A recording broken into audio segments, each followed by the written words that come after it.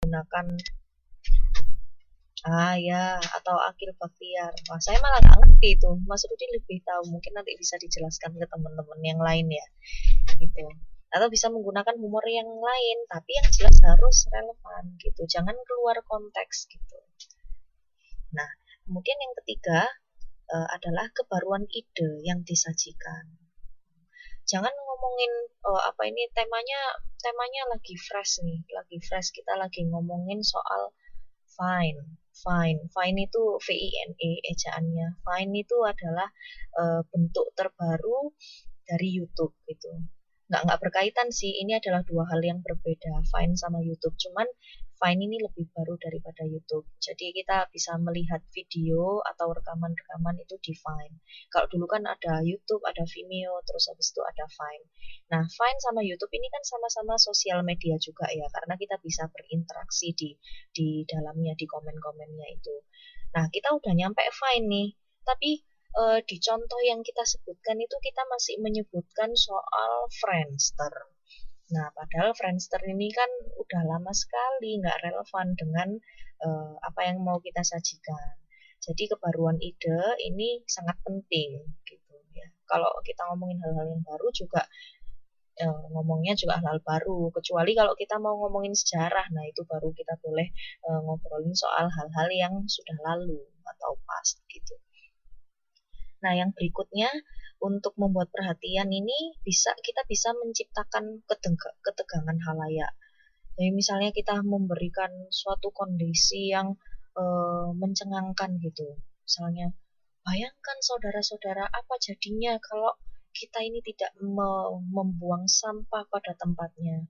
Mungkin sekarang tidak akan terasa, tapi beberapa tahun lagi, berpuluh-puluh tahun lagi, ketika kita sudah memiliki anak, mereka akan sengsara dengan sampah yang kita hasilkan. Mungkin limbah akan terlalu banyak, kemudian akan ada banjir di mana-mana kayak gini dan lain-lainnya. Nah, itu kan kita menimbulkan ketegangan halayak ya. Mereka tegang, wah kalau aku nggak buang sampah pada tempatnya, gimana nanti anak dengan anak cucuku kayak gitu. Atau bisa menggunakan contoh-contoh yang lain. Yang penting bisa membuat halayak ini tegang oleh pesan yang kita sampaikan gitu. Nah, setelah kita sudah mendapatkan perhatian halayak, kita harus meneruskan keramah tamahan atau rasa hormat kepada halayak kita gitu. Jadi kita mendapatkan kesan yang baik supaya mereka itu bisa terus mengikuti pesan yang kita sampaikan gitu. Nah, setelah ramah tamah dan memberikan rasa hormat kepada halayak, kita beri dorongan untuk menyimak. Karena kita sadar ya, untuk menyimak secara full sebuah pesan, contohnya di dalam perkuliahan, itu pasti sangat sulit. Saya tahu sendiri juga ketika saya kuliah, mungkin sebelumnya kalau bagi yang mas-mas mbak-mbak ini kan para pekerja ya, yang seharian sudah bekerja pasti sudah lelah gitu. Makanya seorang dosen atau mungkin komunikator yang lain itu harus mampu memberikan dorongan untuk menyimak gitu.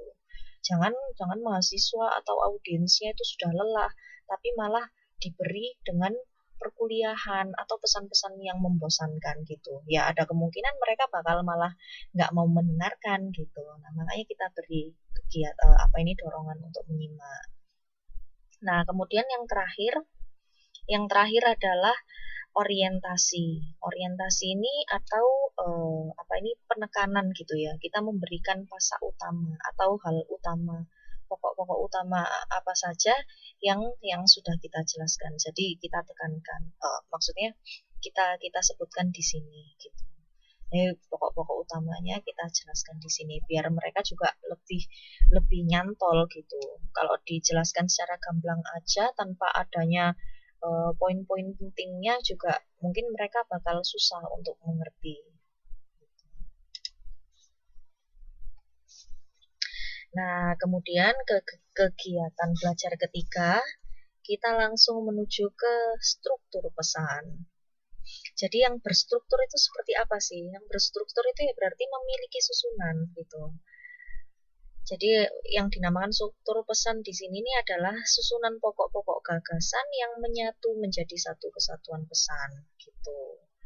Yang nantinya setiap pokok gagasan itu nanti akan diuraikan satu sama lain menjadi bentuk-bentuk paragraf gitu.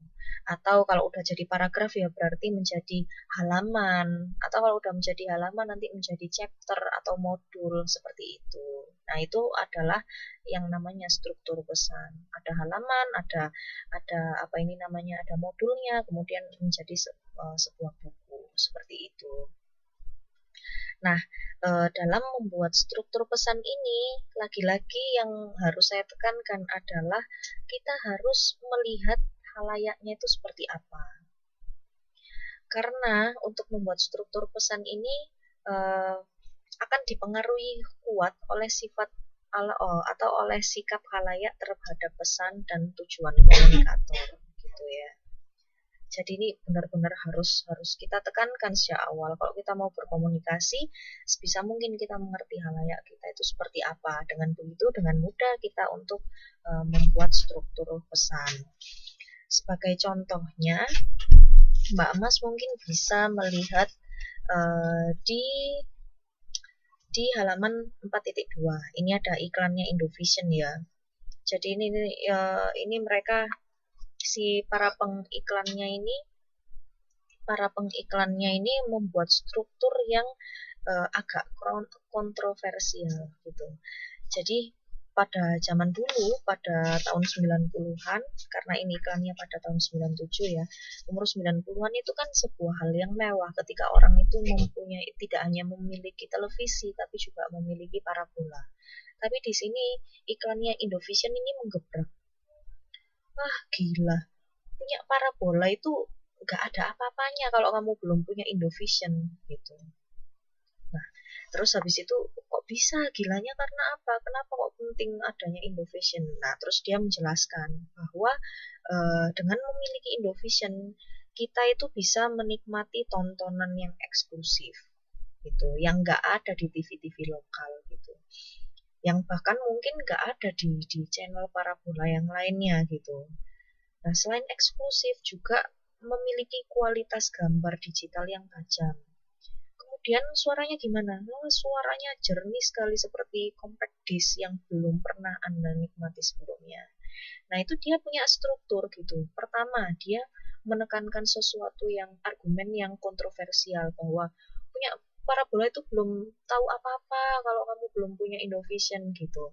Nah, setelah dicengangkan dengan itu, terus habis itu disebutkan alasannya. Kenapa sih kok bisa saya ngomong kayak gitu? Nah, ternyata banyak manfaatnya seperti ini. Nah, yang terakhir kemudian ditekankan lagi bahwa makanya ayo sekarang kamu bergabung dengan Indovision supaya mendapatkan eksklusivitas, kualitas gambar dan suara yang jernih seperti itu gitu. Gitu, ya.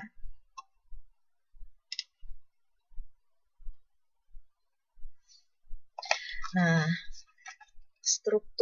ini kita diberi pilihan nih. Ada beberapa struktur yang dijelaskan di dalam buku ini. Beberapa di antaranya adalah struktur yang pro kontra dan kontra pro gitu.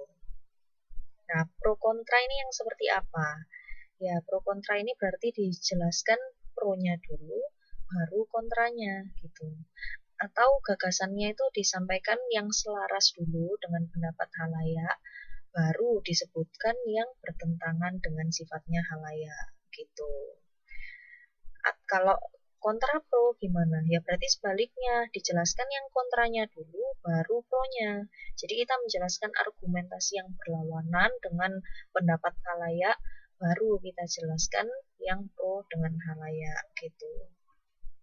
Nah, apa ini namanya? Biasanya kalau menurut salah satu tokoh yang bernama Cohen gitu, perubahan sikap itu ternyata lebih sering terjadi kalau gagasannya itu dikehendaki atau pro lebih dahulu gitu. Jadi sebenarnya kalau menurut Cohen, menurut studinya dia, itu tuh bakal lebih efektif kalau kita menyebutkan struktur yang pro kontra terlebih pro kontra daripada kontra pro. Karena pada dasarnya orang itu bakal lebih menyimak kalau pesan